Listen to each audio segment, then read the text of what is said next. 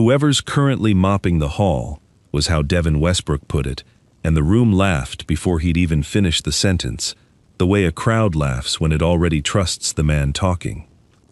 He didn't know Newell Mosier was standing in the doorway of the range house with his cart at that exact moment, one wheel catching on the threshold the way it always did, because the wheel had done that for 11 years and nobody had ever oiled it. Devin was 3 sentences into a joke about the old scoreboard bolted to the back wall, the one with 2 names on it in fading paint, his own record etched clean and modern beneath a set of initials nobody in the room could place. 6 years he'd held that record.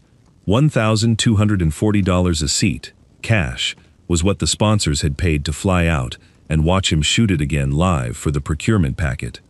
5 days stood between this morning and the printing deadline for that packet, and somewhere in a warehouse 2 states over, $40,000 of layout work was already sitting on a server, waiting for a photograph of Devin Westbrook's face next to a number.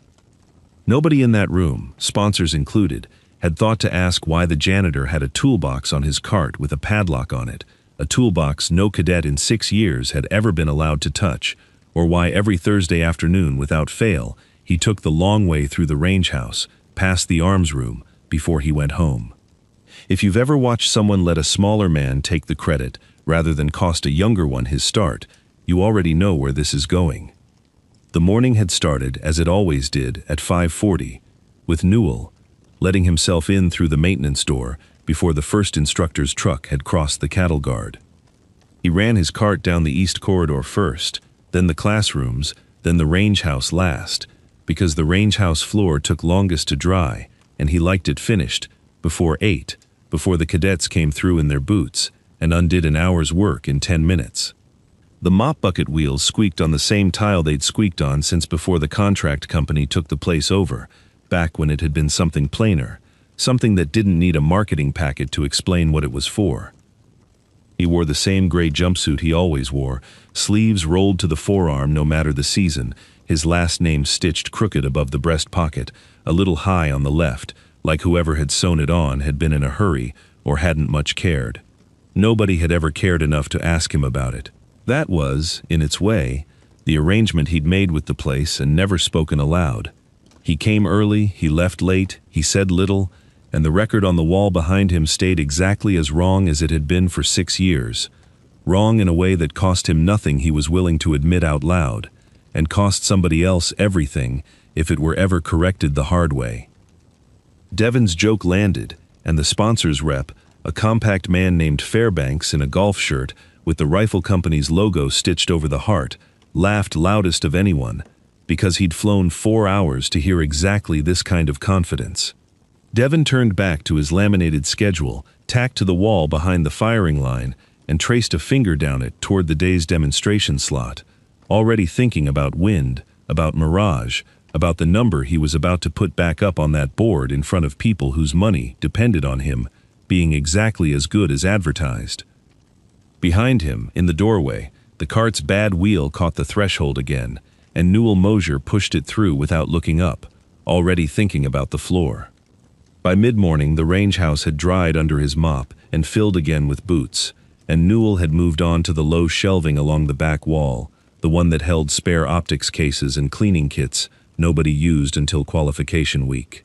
He reached the top shelf the way he always reached anything above his own shoulder, not lifting his arm so much as turning his whole body into the reach, rotating from the hip until the shoulder came around instead of up. The motion so practiced, it looked less like a limitation than a habit, a small ritual performed the same way every time. Marisol Hobbs was restocking target frames 2 aisles over, 6 months into the job, and still new enough to notice things the rest of the staff had stopped seeing. She was 24, sharp in a way that hadn't yet been worn smooth by the place, and she said, "Morning, Mr. Mosier," the way she said it every day, using his name, which put her alone among the instructors and cadre in that particular courtesy. "Morning," he said back, and nothing more, and went on turning his body toward the shelf. She'd asked him once, early on, why he didn't just use the step stool folded against the wall not 4 feet from where he stood, and he'd told her the stool wobbled on the tile, and that had been the end of it. true as far as it went, and not the whole truth, and she'd let it lie because there was something about the way he said things that told you when a subject was finished. The cart followed him everywhere he went in that building, its wheels squeaking a rhythm the staff had long since stopped hearing, and bolted to its frame, low near the bleach and the rags, sat a gray steel toolbox with a padlock the size of a silver dollar. Cadets had tried the lock exactly twice in 6 years that Marisol knew of, both times as a dare, both times finding it locked tight and losing interest within the hour, because a locked box on a janitor's cart wasn't the kind of mystery that held a 20-year-old's attention past lunch. It held hers a little longer. She'd seen him open it exactly once, on a Thursday, his back to the aisle, and she hadn't seen what was inside, only the care with which he closed it again, the way a man closes something that still matters to him. Thursdays were different in another way, too, though it took her most of a month working there to notice the pattern. On every other day, he moved through the range house on the most efficient line between one task and the next, corridor to storage to corridor, no wasted steps, a man who valued his knees too much to walk further than he had to. But on Thursday afternoons, somewhere between 2 and 3, he took the long way, down past the arms room, a windowless steel door at the end of the west corridor that required a key even the instructors had to sign for, and he'd stand there a moment, no longer than it took to check something on a clipboard he didn't carry, before moving on to finish his rounds. She'd asked Devin about it once, in passing, expecting a shrug, and gotten one, along with a comment about how the old man probably liked the quiet down there, which struck her at the time as a small unkindness dressed up as an explanation. She didn't know, because nobody had ever told her, that the arms room held a rack of rifles cycled in and out for cadet issue and consultant demonstration, cataloged by serial number and condition, save for one, older than the others by 3 decades, its stock refinished more than once, its bore still bright, tagged not with a name or an issue number, but with 4 words typed on a yellowed card, maintenance reference, do not issue. It had sat in that rack, untouched by any hand but one, for 11 years, and the one hand that touched it belonged to a man in a gray jumpsuit who came by on Thursdays to check that it was still where he'd left it, the way another man might check on a grave.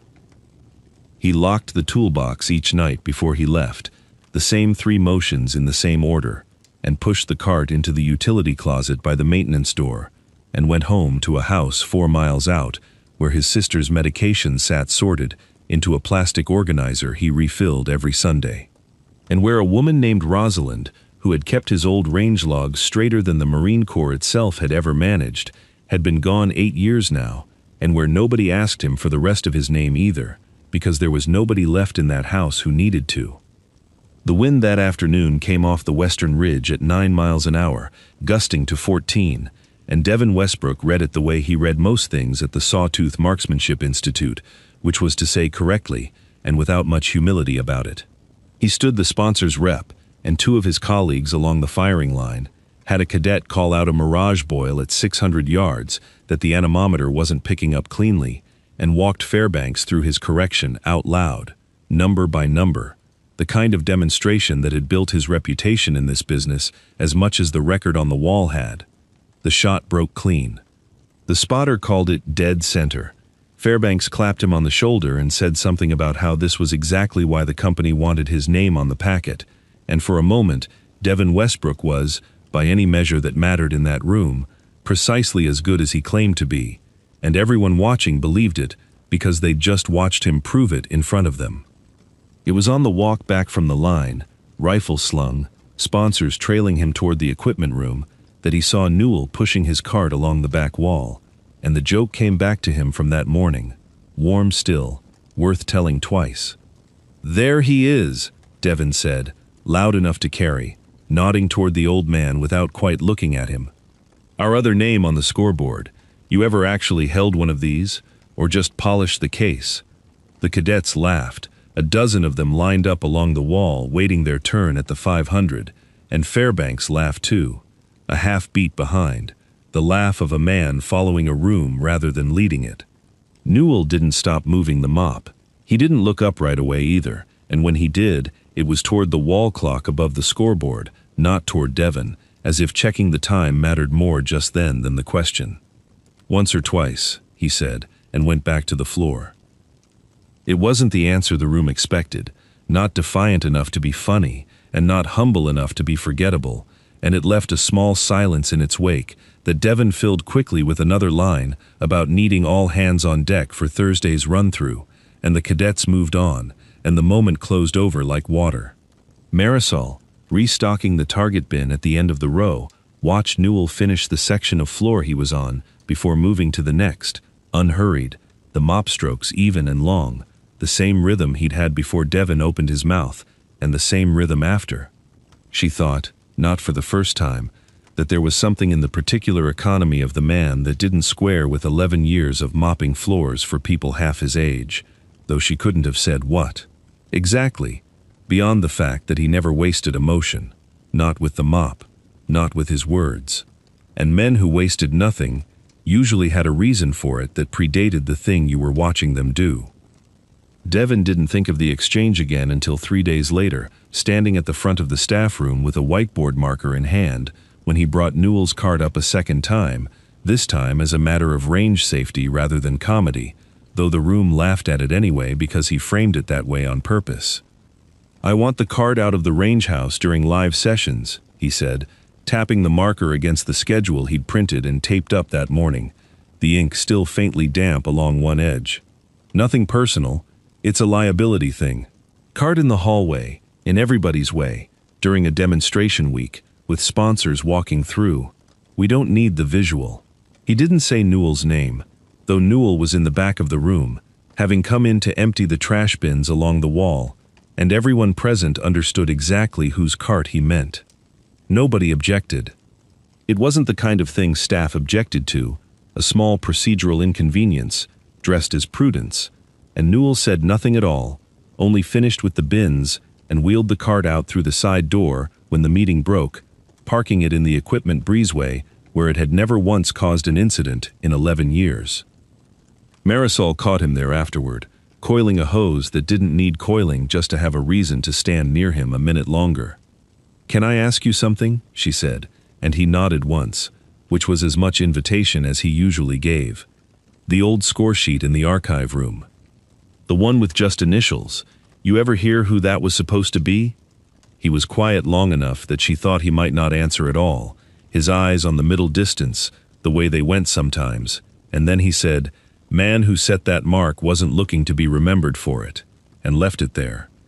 Folding the hose over his forearm and setting it back on its hook, and she understood, the way you understand a door has been closed without anyone touching it, that the conversation was finished for the day, though something in the sentence stayed with her longer than the shrug Devon had given her weeks before ever had. That night, at the house 4 miles out past the last stretch of county road, Newell moved through his own small rounds the same way he moved through the schools, without hurry, without waste. He filled the 7-day organizer at the kitchen table under a single overhead bulb, checking each compartment against a folded index card in his own hand, dosages and hours written small and exact, the same care he gave to a mop bucket or a rifle he wasn't supposed to still own. His sister Nell sat across from him doing the crossword from the regional paper, the dialysis schedule for Tuesday, circled on the wall calendar behind her, in the same red pen it had been circled in for 3 years running, an arrangement neither of them had ever discussed as an arrangement, only as Tuesday. "You're quiet tonight," Nell said, not looking up from the puzzle. "Same as most nights," he said, and set the last compartment's lid down with a small click, and that, for the two of them, passed as an entire conversation about a day neither felt any need to unpack further. The following Thursday brought a full demonstration slot, sponsors and administration both, Fairbanks back with 2 colleagues this time, the procurement packet's deadline now close enough that everyone in the building could feel it the way you feel, weather coming before you see the clouds. Devon ran his morning session sharp and confident, the record numbers rolling off him unprompted the way they always did, tenths of an inch recited like a man reading his own pulse, and somewhere in the middle of his patter, warmed by an audience he could feel leaning his way, he turned the joke loose a third time, this time as a dare rather than a comment. "Truth is," he said, grinning at the sponsors. "Nobody in this building's touched that old number in 6 years. I'll say it plain. Anybody in this room thinks they can beat it. Raise your hand." He meant it as rhetorical. He'd meant the first 2 times as rhetorical also. But this time, from the doorway, where he'd paused with his cart on the way to the archive room, Newell Mosier raised his hand. The laugh that went up was immediate and total. Cadets and staff both. The kind of laugh that fills a room before anyone's decided whether it's cruel, and Devon let it run a second before waving it down, more amused than annoyed, playing now to the crowd he had, rather than correcting the one he didn't expect. "All right," he said. "All right. You want to shoot my line, old-timer? I'll let the range officer sign it off myself." He said it as theater, certain the offer would end the joke rather than begin something else, and turned to find the range officer already watching Newell, with an expression that hadn't caught up yet to what was happening. Newell set the mop against the wall. "I'll need the arms room unlocked," he said, "and 1 authorized string. That's all I'm asking." The room's laughter thinned into something quieter, uncertain, the kind of silence that isn't agreement and isn't disagreement either, only people recalculating in real time. Fairbanks looked between Devon and the old man in the gray jumpsuit, with something like curiosity breaking through his politeness. The range officer, a heavy-set man named Purdy, who'd held the job 8 years and disliked surprises on demonstration days more than almost anything, glanced toward administration's window at the back of the building, weighing the cost of saying no in front of paying sponsors against the cost of saying yes to something he didn't understand. "There's a rifle back there cataloged as maintenance reference," Newell said, before anyone asked. "Rack 4, 3rd from the left. It's mine. Has been the whole time it's sat there." Purdy's mouth opened and nothing came out of it for a moment, and then he said, "Get the key," to nobody in particular, and somebody went and got it, and the room, sponsors and cadets and Devon Westbrook all together, watched the janitor walk toward the arms room with the unhurried gait of a man finishing a chore he'd started a very long time ago. The rifle came out of rack 4, exactly where Newell had said it would be. Its stock, the dark honey color of wood, refinished more than once by a careful hand. Its bore bright under the fluorescent light, in a way that told anyone who knew rifles that it had never once sat neglected. He carried it the way he carried the mop, without ceremony, and mounted it at the 1,000-yard line by turning his whole torso into the stock, the shoulder that would not rise past chest height coming around instead of up, the same rotation Marisol had watched him use on a shelf 100 times without understanding what it had been built for. Purdy logged the string himself, hand shaking slightly on the clipboard, the wind at 11 miles an hour gusting to 16, the exact conditions nobody had planned to test that morning. Newell took his position, adjusted nothing anyone could see, and fired 5 rounds spaced out over 4 minutes, unhurried between each, reading something in the grass, and the heat shimmer that the anemometer 60 yards downrange did not appear to register at all. The spotter, a young corporal named Kestrel, who had never in his life expected to call a string for the man who emptied his trash can, lowered the scope, checked the numbers twice, and said, in a voice that carried further than he meant it to, that the group beat Devon Westbrook's 6-year record by 0.4 of an inch. Nobody laughed this time. The 0.4 of an inch should have settled the matter by lunch. Instead, it opened a door onto a much larger and messier room, because Purdy, following procedure exactly as he was trained to, pulled the historical score sheet from the digitized archive to confirm the old mark Newell claimed as his own. And what came up on the screen was a scanned image of a decades-old log page bearing only 2 initials, NM, beside a number, with no full name attached anywhere on the sheet, no rank, no unit, nothing that tied those letters definitively to the man standing at the 1,000-yard line in a gray jumpsuit. "Could be anybody," Devon said, and he wasn't wrong to say it. Not yet. Not with what the school had in front of it. Could be a dozen men from that era, with those initials. The original paper log, the one that might have carried more than initials, had been pulled from the archive room 2 years prior, during a records digitization contract, scanned page by page, by a vendor out of the regional seat, and never properly reshelved afterward, a detail nobody had thought worth tracking until this exact morning, when it mattered more than anything else in the building. The vendor, it turned out within an hour of phone calls, had folded 18 months ago, its servers sold off, its physical archives scattered or destroyed, its owner, unreachable at any number, still in service. The paper original was gone. What remained was a photograph of a page that proved only that somebody with those two initials had once shot a very good string on a range that no longer even had the same name. Administration, in the person of a tired regional director named Overby who'd flown in specifically to watch the demonstration go well, was not inclined to certify anything on the strength of initials and a shooting exhibition, however impressive, 5 days before a printing deadline that had already been paid for. "I'm not saying he didn't shoot it," Overby told Devon and Purdy both, in the hallway outside his borrowed office, keeping his voice low, though not low enough that it didn't carry to where Newell stood at the end of the corridor with his cart, waiting for someone to tell him whether the arms room needed locking back up. "I'm saying I can't put an unverified name in a marketing packet $40,000 deep into layout on a claim I can't source past 2 letters and a man's own word." Fairbanks, for his part, treated the whole episode with the mild, contained impatience of a man whose flight home was booked for Saturday and who had not budgeted for a controversy about a janitor. "Look," he said, more than once that afternoon, to whoever would listen, "this is a nice story. It's a real nice story.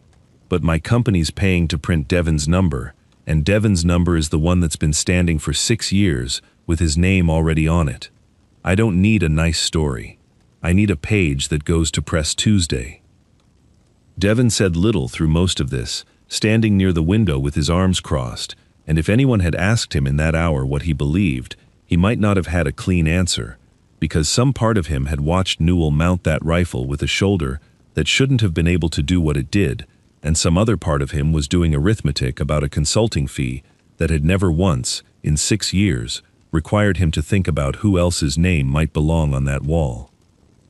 "There's a range in the archive photos, though," Marisol said, near the end of the day, standing in the doorway of Purdy's office with a folder she'd pulled herself, mostly to have something to hold. Somebody from that era who'd know, somebody who was there. "Nobody's called anybody," Purdy said. "I did," she said. "This morning, before the string. I got a name off an old roster and a number off an alumni directory. Nobody's updated since it was printed. I don't know if he'll come." Nobody answered her, which she took, correctly, as permission, and it was somewhere in that unanswered silence, 5 days out from a deadline nobody was willing to move, that the school's own certainty about what it knew began, quietly, to come apart at the seams.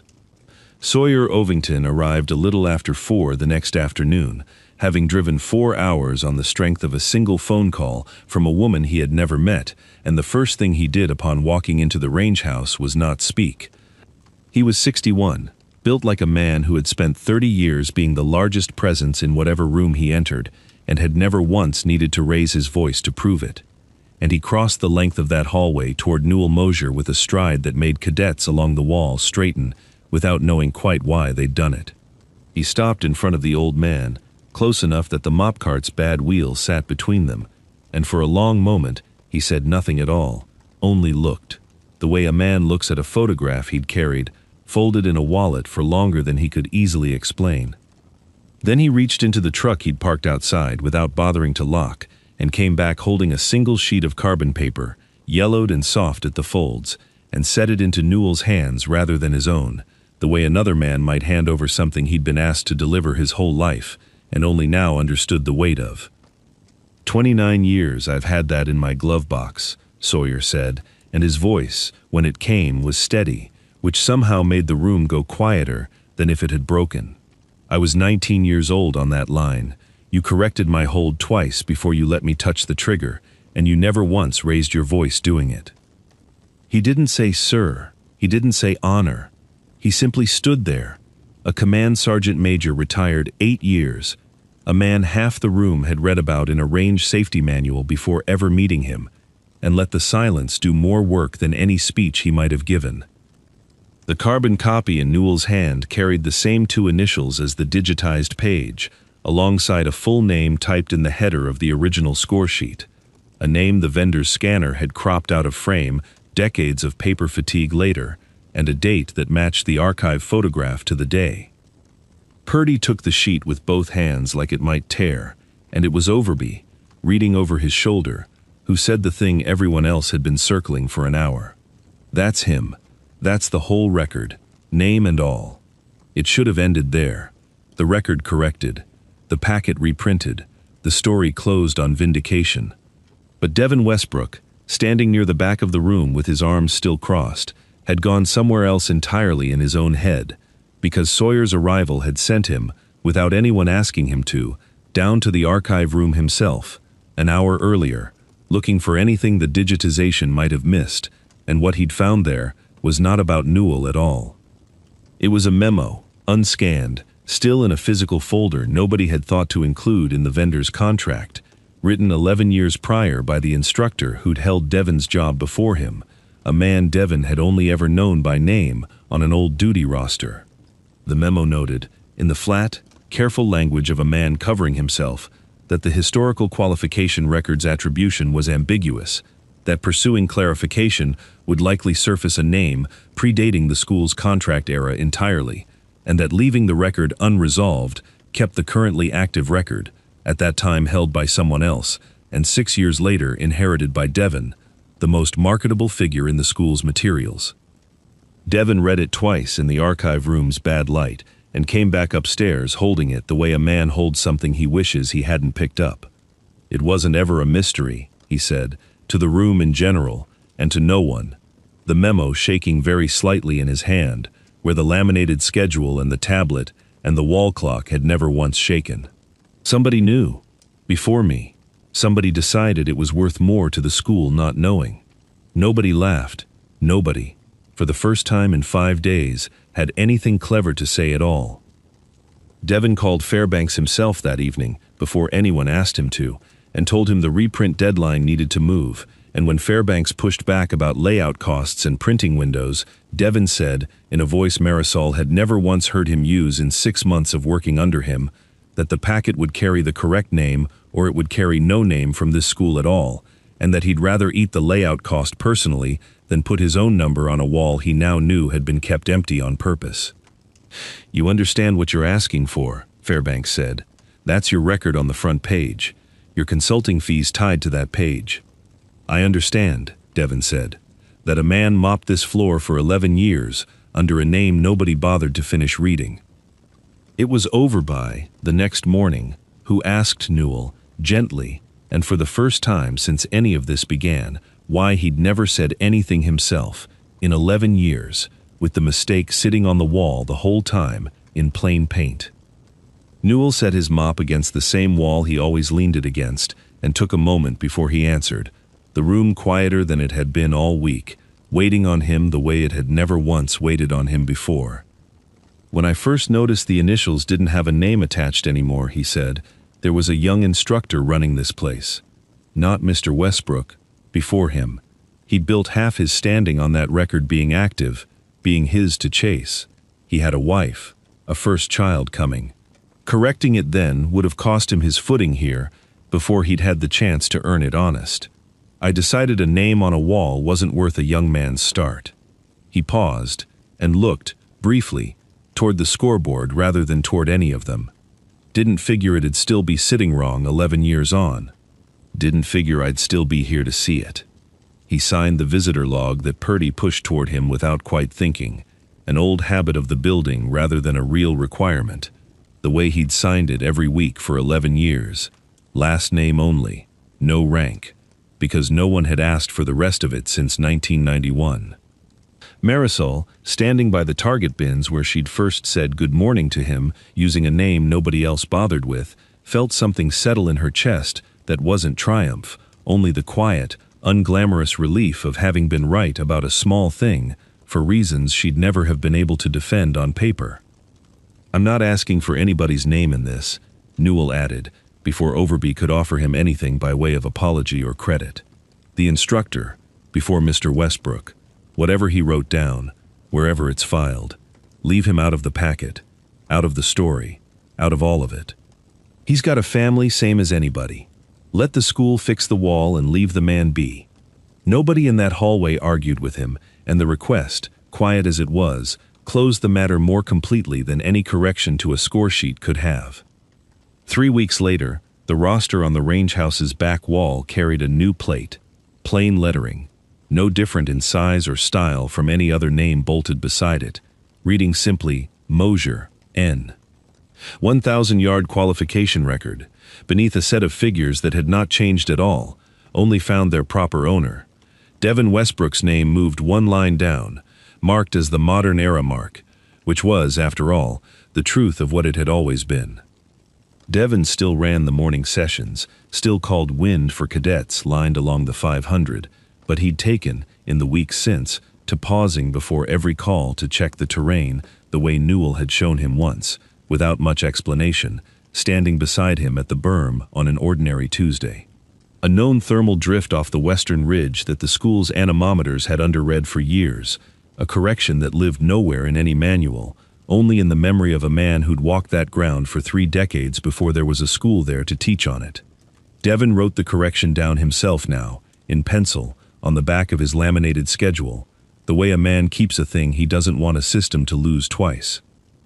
The staff meeting where Devin had once made a joke about a cart in the hallway now opened, most weeks, with him reading the old thermal figure aloud before the schedule itself, a small ritual that cost him nothing and cost the school nothing, and had, in some manner he never tried to explain to Fairbanks or anyone else, become the actual shape of his apology. Newell came in at 5:40, most mornings still, letting himself through the maintenance door before the first truck crossed the cattle guard, running his cart down the east corridor, then the classrooms, then the range house, last the bad wheel, catching the same threshold it always had, nobody having ever gotten around to oiling it, and nobody, now, minding the sound of it the way they once had. He reached the top shelf the same way he always had, turning his whole body into the motion rather than lifting an arm that would no longer rise, and on Thursday afternoons he still took the long way past the arms room, though there was less left to check there now than there had been. The rifle returned to its rack, under a card that finally bore his name, instead of 4 words meant to keep it invisible. That evening, after the floor had dried and the last cadet's boots had gone quiet down the hall, he unlocked the toolbox on his cart, the same 3 motions in the same order he'd used for 11 years, and lifted out the brass windage dial he'd filed by hand 3 decades before anyone in that building had been born, worn smooth on one edge from 30 years of his own thumb finding the same groove. He wiped it clean with the rag it lived in, the way he wiped it clean most nights whether it needed it or not, and set it back down, and closed the lid, and pushed the cart down the same hallway at the same hour, past a wall where a corrected roster now read his full name in the same plain lettering as everyone else's. Some records are only ever wrong because nobody thought to ask the man mopping the floor.